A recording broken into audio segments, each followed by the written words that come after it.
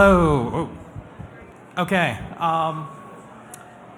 Thank you for having me here. My name is Dan Elitzer. I work at IDEO CoLab Ventures. You heard from my colleague Gavin McDermott a little bit earlier today talking about liquid staking and some of the potential unintended consequences of going down that route.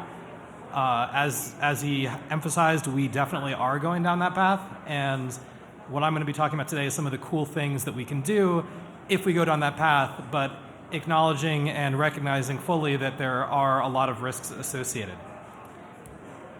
So as pretty much every speaker up on the stage has talked about today, DeFi has absolutely exploded over the last year or so.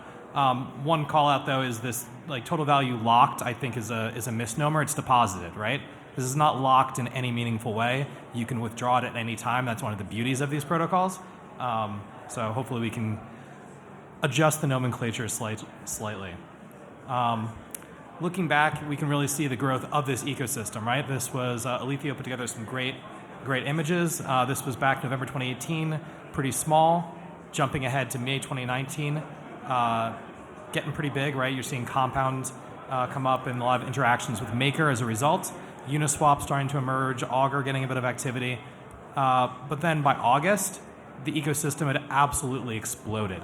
And unfortunately, they haven't updated this. There's no easy way to pull it down from their website, so I don't have a more recent one. But just look at the size of synthetics at the top, right?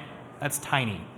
And they're now exploding. So I think we can all agree that this ecosystem is just getting started, but already we're seeing these money Legos combine in really, really interesting ways. So what do successful DeFi protocols have in common? They're not peer-to-peer. Right? If you look at some of the early attempts, the original version of Dharma, what 0x was focused on originally, they were all focused on taking this order book model that's been used in traditional finance and saying, we've got somebody who's making an offer and someone who's going to take that offer.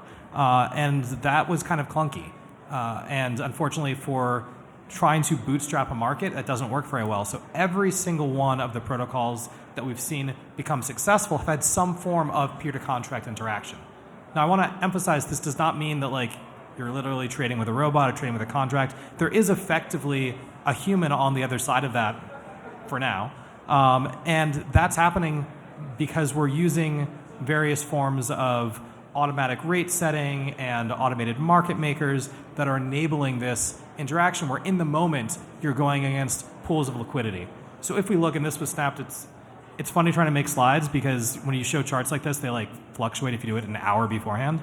But this was taken last night. So every single one of these, Maker, Compound, Synthetic, everything down until you get to Lightning Network and WBTC, every single one of these has as a core component some form of an automated market maker or some automated interest rate setting and a peer-to-contract interaction. And that's what I believe is one of the key drivers that's unlocked this ecosystem. So if you're thinking about launching some kind of new DeFi protocol today and you're not thinking about at the core having a peer-to-contract interaction, I think it's going to be really hard to get up on this chart and start getting liquidity. Now, the important thing here is liquidity is a moat. This is how you're going to defeat everybody else. You need the most liquidity. Why?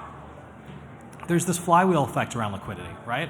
As you increase your liquidity and you're using this automatic rate setting, your slippage goes down for trades.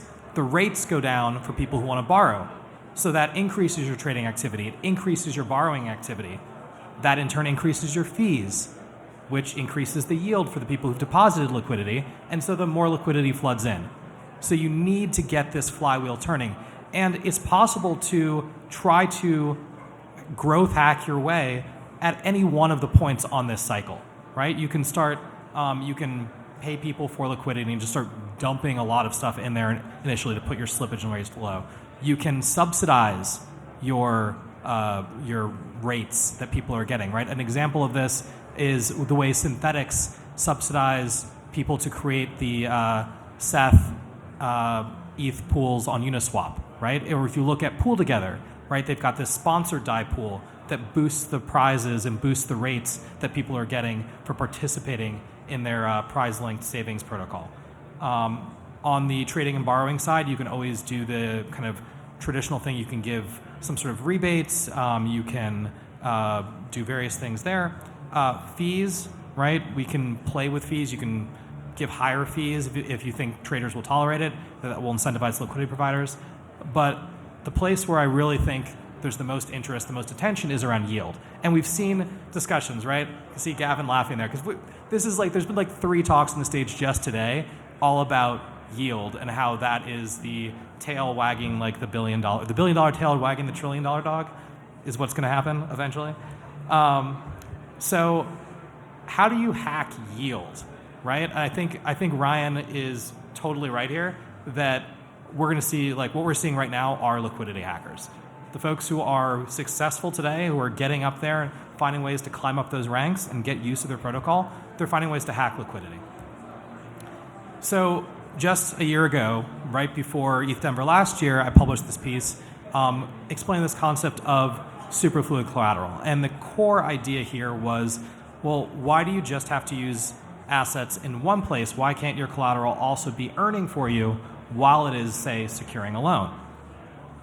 And so one of the examples I gave was looking at Compound and saying, well, why can't we tokenize deposits into Compound so that you can earn interest and at the same time use that as collateral somewhere else? I had a slightly different construct than what ultimately ended up happening in May of that year when Compound ended up introducing C tokens. I think BZX had I tokens before that as well.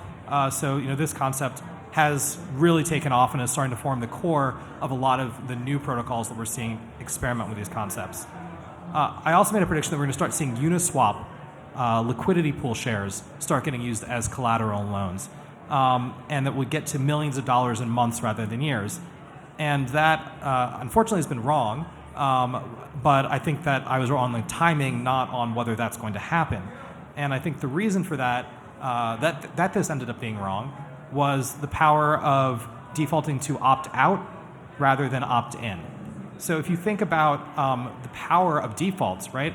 We've seen studies that show that you can increase participation in employer-sponsored retirement plans by having people opt out rather than opt in by about 32%. The one that I really like is organ donors, right? If you go look at countries that have opt out from organ donor programs versus opt in, there's a 600% greater participation rate when you say, you're opted in by default.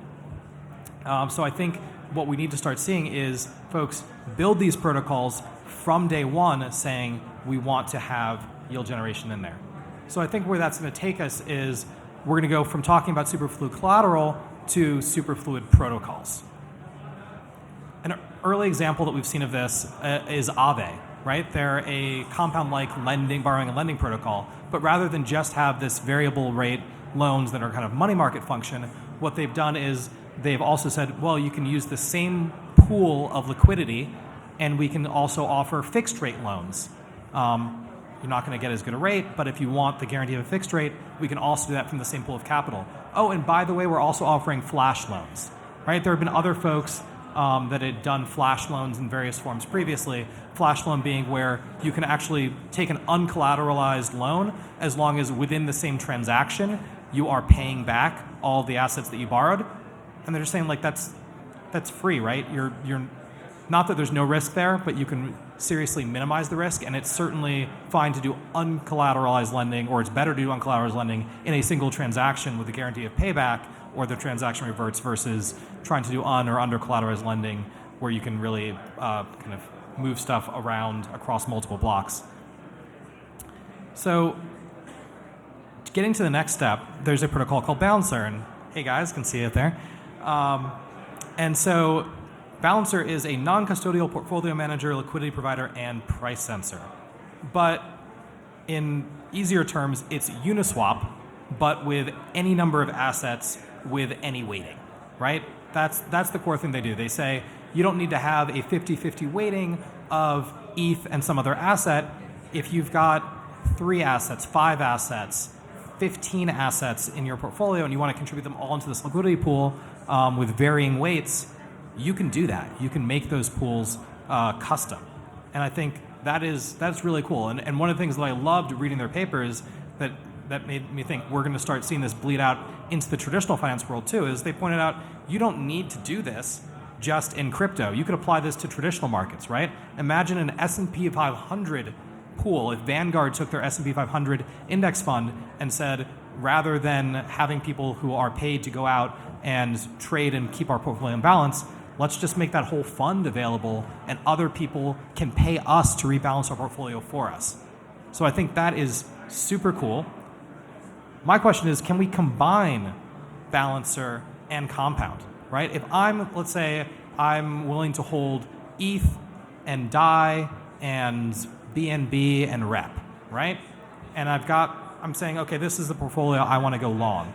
I can, if all those assets were, say, on Compound, okay, I'll just dump them all in there.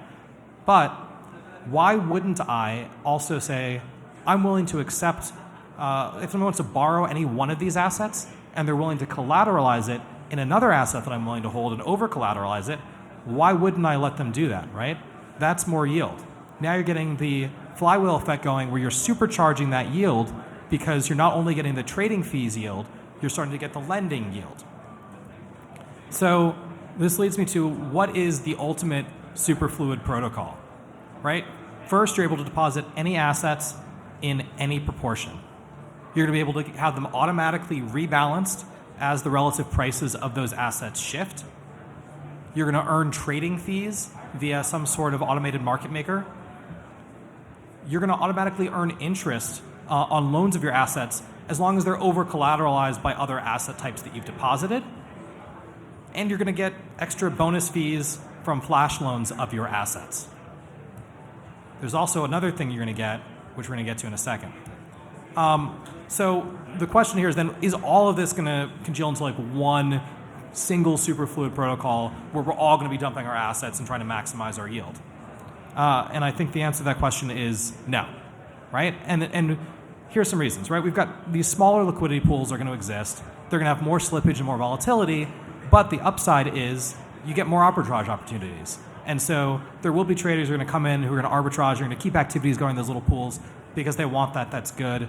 Some people don't care enough. They're not trying to optimize too much. And so you're going to have these different pools. But I believe there is a trump card to this, right? There is one scenario where you never want to go with the less liquid pool. Privacy, right? Look at Tornado Cash. If you forked Tornado Cash and said, we're going to start Tornado Cash from scratch, but oh, by the way, the anonymity set, the number of deposits with which my deposits are getting mixed, there's 10 deposits so far. Nobody who cares about privacy is ever going to go and use that protocol.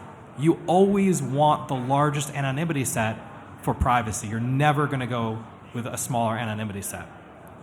So that means the sixth piece here is you're going to have privacy because that is going to be a really powerful moat. And that means that all of us, by participating in these protocols, by trading with them, by borrowing from them, by lending to them, by parking our assets there while we want to passively go along this portfolio, we're both going to regain our own financial privacy and we're going to empower other users of the protocol to regain their financial privacy. That's the talk.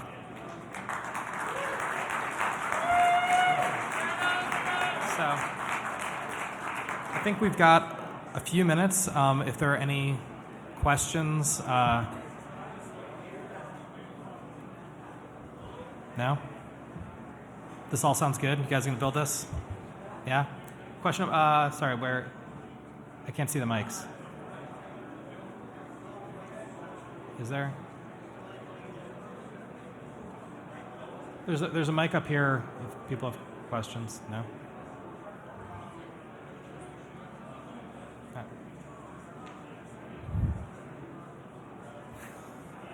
Have you met anyone building this protocol?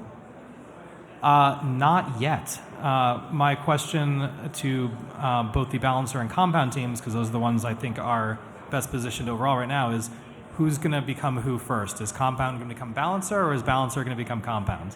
But I do think, Compound's big, Balancer's getting out of the gates, and there's a lot of other very smart teams working on things, so I'm excited to see how this plays out.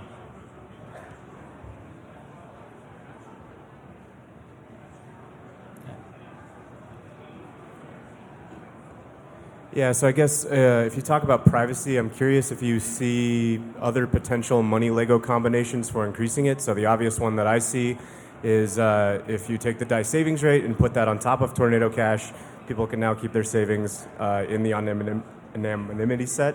Are there other obvious combinations that you think would be beneficial or that you'd like to see? Yeah, that's a great question. I think all of it, right? So absolutely, you can do the DSR, and I think that's the least risky way to do it. Is just you're already taking risk with DAI, and so DSR doesn't really add an incremental risk. You're leaving money on the table if you don't have your DAI deposited, not locked, to earn the DAI savings rate. So absolutely, that should be the default way. I think Tornado Cash right now just supports ETH. But I know Aztec just launched their ZK DAI. There are various ways to do this. So I think yes, absolutely, you'll earn the DSR. You'll probably want to do this with C tokens and I tokens and Y tokens and all these different things. But I think you're also going to mix it. So let these privacy enhanced assets also be traded via Uniswap pools, balancer pools, whatever it is, right? As long as you're willing to hold multiple assets and you want those proportions, right? As long as you don't have a unit bias of I bought this number of units of this asset and I want to have that number of units later, then yeah, I think that's how it'll work. Just a quick correction, Tornado Cash supports CDAI and DAI. Oh, it does support it. Awesome. Yes. Very cool.